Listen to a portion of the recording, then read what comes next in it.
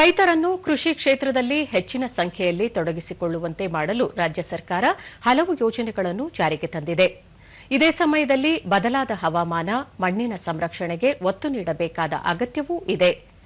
ಆಯಾಯ ಪ್ರದೇಶಗಳ ಮಣ್ಣು, ಹವಾಗುಣಕ್ಕೆ ತಕ್ಕಂತೆ ಬೆಳೆ ಬೆಳೆಯುವುದು ಸೂಕ್ತ. ಅದೇ ಮಾದರಿಯಲ್ಲಿ ಉಡುಪಿ ಜಿಲ್ಲೆಯ ಮಣೂರು ಗ್ರಾಮದ ರೈತ ಜಯರಾಮ್ ಶೆಟ್ಟಿ ಅವರು ಬಿತ್ತನೆಗೆ ಬೇಕಾದ ಶೇಂಗಾ ಬೆಳೆಯ 33 ವಿವಿಧ ತಳಿಗಳನ್ನು ಬೆಳೆಯುವ ಮೂಲಕ ಎಲ್ಲರ ಗಮನ ಸೆಳೆದಿದ್ದಾರೆ. ಈ ಕುರಿತು ಒಂದು ವರದಿ. ಉಡುಪಿ ಜಿಲ್ಲೆಯ ಬ್ರಹ್ಮಾವರ ತಾಲೂಕಿನ ಕೋಟದ ಮಣೂರು ಗ್ರಾಮದ ಪಡುಕರೆ ಕೃಷಿಕ ಜಯರಾಮ ಶೆಟ್ಟಿಯವರ ಕೃಷಿ ಭೂಮಿಯಲ್ಲಿ ಶೇಂಗಾ ಬೆಳೆಯ ಕ್ಷೇತ್ರೋತ್ಸವ, ರೈತರೊಂದಿಗೆ ವಿಜ್ಞಾನಿಗಳ ಸಂವಾದ ಕಾರ್ಯಕ್ರಮ ಇತ್ತೀಚೆಗೆ ನಡೆಯಿತು.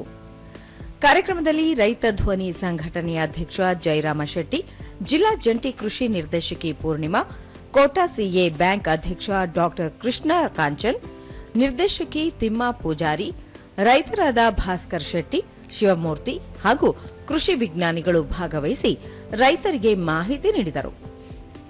ಕೆಳದಿ ಶಿವಪ್ಪ ನಾಯಕ ಕೃಷಿ ಮತ್ತು ತೋಟಗಾರಿಕೆ ವಿಜ್ಞಾನಿಗಳ ವಿಶ್ವವಿದ್ಯಾಲಯ ಇರುವಕ್ಕಿ ಶಿವಮೊಗ್ಗ, ವಲಯ ಕೃಷಿ ಮತ್ತು ತೋಟಗಾರಿಕೆ ಸಂಶೋಧನಾ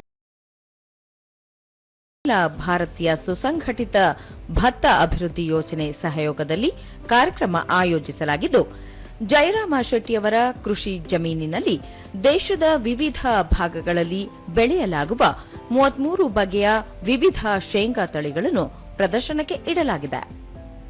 ಮುಂಬೈ ಬಾಬಾ ಆಟೋಮಿಕ್ ಸಂಶೋಧನಾ ಕೇಂದ್ರದ ಶೇಂಗಾ ಸುಧಾರಿತ ವಿಭಾಗದ ಮುಖ್ಯಸ್ಥ ಡಾ ಆನಂದ್ ಬಡಿಗಣ್ಣನವರ್ ಕ್ಷೇತ್ರೋತ್ಸವದ ಸಭಾ ಕಾರ್ಯಕ್ರಮವನ್ನು ಉದ್ಘಾಟಿಸಿದರು. ಬ್ರಹ್ಮಾವರ ವಲಯ ಕೃಷಿ ಮತ್ತು ತೋಟಗಾರಿಕೆ ಸಂಶೋಧನಾ ಕೇಂದ್ರದ ಸಹಾಯಕ ಪ್ರಾಧ್ಯಾಪಕಿ ಡಾ ಶ್ರೀದೇವಿ ಎ ಜಕ್ಕೇರಾಳ್ ಶೇಂಗಾ ಗದ್ದೆಯಲ್ಲಿ ವಿವಿಧ ತಳಿಗಳ ಕುರಿತು ರೈತರಿಗೆ ಮಾಹಿತಿ ನೀಡಿದರು. ರೈತ ಪರವಾಗಿ ಉಪ್ಪುಂದ ಶೇಂಗಾ ಖರೀದಿ ಕೇಂದ್ರದ ಮಾಲೀಕ ಗಣೇಶ ಗಾಣಿಗ ಕರಾವಳಿ ರೈತರ ಸಮಸ್ಯೆ ಶೇಂಗಾ ಬೆಳೆಯಿಂದ ವಿಮುಖರಾಗುವ ವಿಚಾರ ಕುರಿತು ಇಲಾಖೆ ಹಾಗೂ ವಿಜ್ಞಾನಿಗಳಿಗೆ ಮನವರಿಕೆ ಮಾಡಿದರು. ಬಳಿಕ ಡಾ ಆನಂದ್ ಬಡಿಗಣ್ಣನವರ್ ಉಡುಪಿ ಜಿಲ್ಲೆಯ ಶೇಂಗಾ ಬ್ರ್ಯಾಂಡ್ ಸೃಷ್ಟಿಸಿದರೆ ವಿಶ್ವಮಟ್ಟದಲ್ಲಿ ಮಾನ್ಯತೆ ಪಡೆಯುವ ಅವಕಾಶಗಳಿವೆ.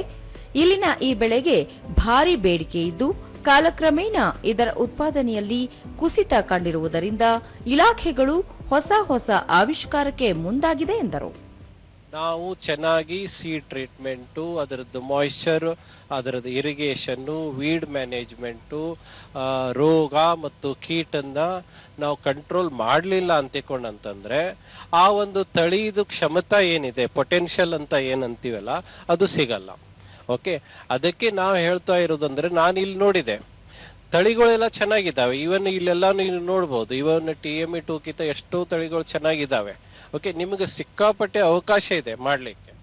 ದೂರದರ್ಶನದೊಂದಿಗೆ ತಳಿ ಶಾಸ್ತ್ರಜ್ಞೆ ಶ್ರೀದೇವಿ ಜಕೇರಾಳ್ ಶೇಂಗಾ ಇಳುವರಿ, ರುಚಿ, ಧಾರಣೆ, ತೂಕ ಇವುಗಳನ್ನು ಗಮನದಲ್ಲಿಟ್ಟುಕೊಂಡು ಪರ್ಯಾಯ ತಳಿಗಳ ಸಂಶೋಧನೆ ಕೈಗೊಳ್ಳಲಾಗಿದೆ ಹಾಗೂ ಜಿಲ್ಲೆಯಲ್ಲಿ TMV2 ಸೂಕ್ತ ಎನ್ನುವ ಮನೋಭಾವನೆ ರೈತರಲ್ಲಿದೆ.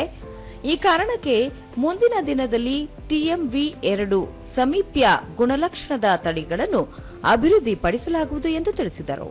ಸುಮಾರು 33 ತಳಿಗಳನ್ನ ನಾವು ಇವತ್ತು ಇಲ್ಲಿ ಜಯರಾಮ್ ಶೆಟ್ಟರ ಒಂದು ಕೃಷಿ ಕ್ಷೇತ್ರದಲ್ಲಿ ಹಾಕಿದ್ದೇವೆ. ಯಾವ್ಯಾವ ತಳಿಯನ್ನು ನಾವು ತರಿಸಿದ್ದೇವೆ ಅಂತಂದ್ರೆ TME2 ಈ ತಳಿಯ ಗುಣಲಕ್ಷಣಗಳ ಹೋಲುವಂತ ತಳಿಗಳು ಇಲ್ಲಿ ನಾವು ಹಾಕಿದ್ದೇವೆ ಮತ್ತು ಹೆಚ್ಚಿನ ಒಂದು ಶುಗರ್ ಕಂಟೆಂಟ್ ಇರುವಂತಹ ಮತ್ತು ಹೆಚ್ಚಿನ ಒಂದು ಎಣ್ಣೆ ಅಂಶ ಇರುವಂತಹ ಮತ್ತು ಹೆಚ್ಚಿನ ಒಂದು ಪ್ರೋಟೀನ್ ಅಂಶ ಇರುವಂತದ್ದು ಮತ್ತೆ ಬೇಗನೆ ಕಟಾವಿಗೆ ಬರುವಂತಹ ಅಂದ್ರೆ ಅಲ್ಪಾವಧಿ ತಳಿಗಳನ್ನ ನಾವಿಲ್ಲಿ ಹಾಕಿದ್ದೇವೆ.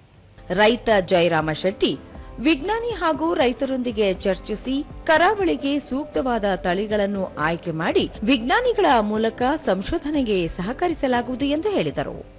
ಇವಾಗ ನಮ್ಮ ಇಲ್ಲಿ ಗದ್ದೆಯಲ್ಲಿ ಸಾಧಾರಣ ಮುಂಬೈಯಿಂದ, ಬೆಂಗಳೂರಿನಿಂದ, ಧಾರವಾಡದಿಂದ, ಶಿವಮೊಗ್ಗದಿಂದ ಬೇರೆ ಬೇರೆ ಜಿಲ್ಲೆಗಳಿಂದ ಬೀಜವನ್ನು ತಂದು ಇಲ್ಲಿ ಆಲ್ರೆಡಿ ನಾವೀಗ ಬಿತ್ತನೆ ಮಾಡಿದ್ದೇವೆ.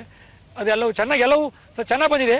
ಆದರೆ ತೇವಾಂಶದಲ್ಲಿ ಬೆಳೆಯುವುದರಿಂದ ನಾವು TME2 ತಳಿಯೇ ನಮ್ಮ ಸೂಕ್ತ ಅಂತ ರೈತರೆಲ್ಲರೂ ಅಭಿಪ್ರಾಯವನ್ನು ಹೇಳ್ತಾ ಇದ್ದಾರೆ.